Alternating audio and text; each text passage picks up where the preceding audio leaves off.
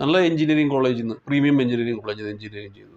Even IIT ഇന്ന് engineering കഴിഞ്ഞിട്ടുള്ള ആൾക്കാരെയും കണ്ടിട്ടുണ്ട് ഇതിനുള്ള വിഭാഗത്തിൽ. അവർക്ക് കരിയറിൽ സക്സസ് ആവാൻ പറ്റുന്നില്ല. അപ്പോൾ അതിനുള്ള തടസ്സങ്ങൾ വരുന്നു. അതെന്തുകൊണ്ട്? അതായത് ഇതിന് നമ്മൾ ജ്യോതിഷത്തിൽ കൂടെ നോക്കുമ്പോൾ കർമ്മത്തിൻ്റെ കാരണമായിട്ട് വരുന്നത് ശനിയാണ്, സാറ്റേൺ.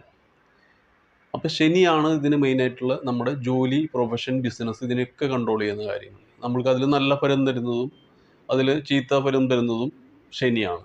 അത് നമ്മുടെ കർമ്മത്തിൻ്റെ ഏറ്റക്കുറച്ചിലനുസരിച്ചുള്ള റിസൾട്ട് നമുക്ക് കിട്ടും.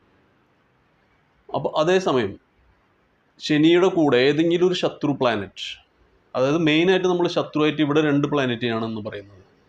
അപ്പോൾ അതിലൊരു പ്ലാനറ്റാണ് കേതു, രണ്ടാമത്തത് മാർസ്, ചൊവ്വ.